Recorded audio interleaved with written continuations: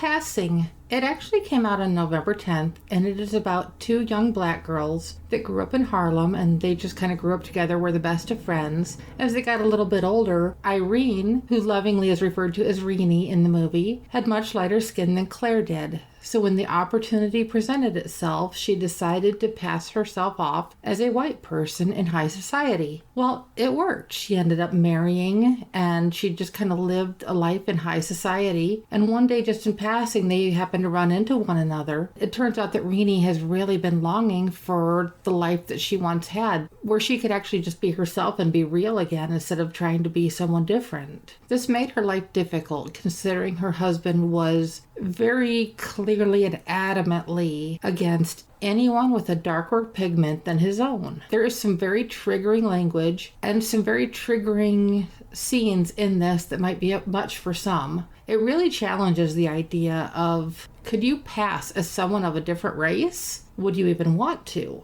We've seen that happen a bit in our modern day era with some people, but the ending in this movie is drastically different than what would happen in real life. One of the lines in the movie is that Rene actually says to Clare, "I'm beginning to believe that no one is entirely happy, free, or safe." Makes you almost wonder if what we believe and what we think we know is an illusion. Now, I'm not talking like the whole living in an illusion type thing, but more in the sense that if we are not being our true selves, that is an illusion. What really makes us happy, and who can we truly be ourselves around?